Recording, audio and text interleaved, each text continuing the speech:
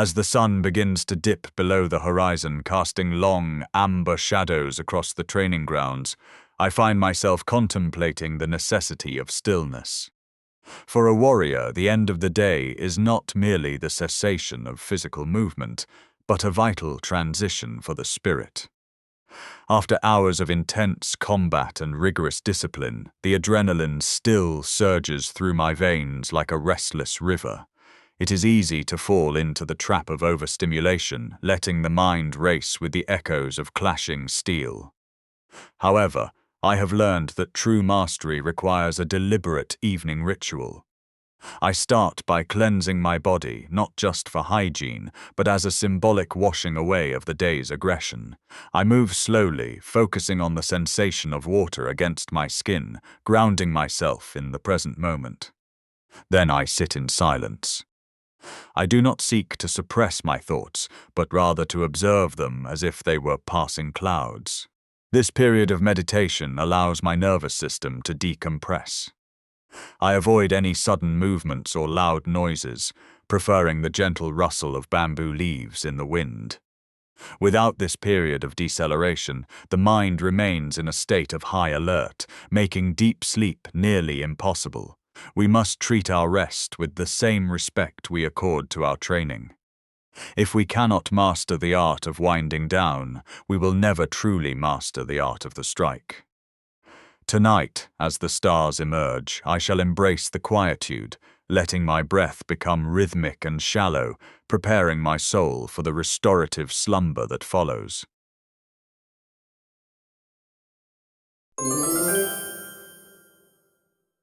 Deep within the quiet corridors of the ancestral tomb, away from the chaotic world above, I have discovered the profound importance of a curated environment for rest.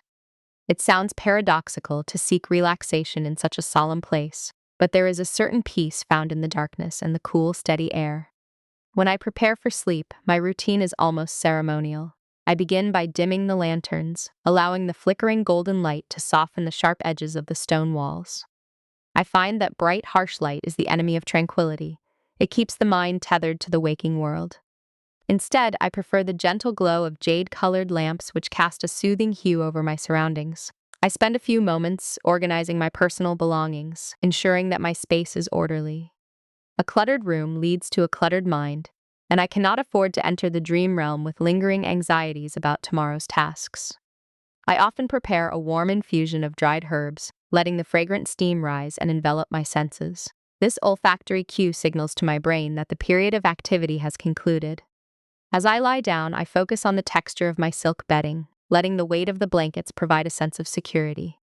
In this underground sanctuary, the silence is absolute, broken only by the rhythmic drip of water somewhere in the distance. It is in this controlled, predictable environment that I find the mental clarity needed to disconnect. I shed the day's burdens like a heavy cloak, sinking into the darkness, ready to traverse the landscapes of my subconscious.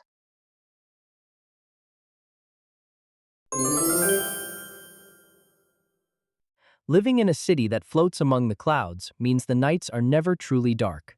The moonlight reflects off the silver mist, creating an ethereal glow that surrounds our homes. For me, the evening is a time to transition from the high-energy lifestyle of a cloud runner to a state of peaceful reflection. After a day of navigating the wind currents and practicing sword stances on the floating platforms, my body feels heavy, but my mind is often buzzing with excitement. To calm down, I head to the balcony of my chamber.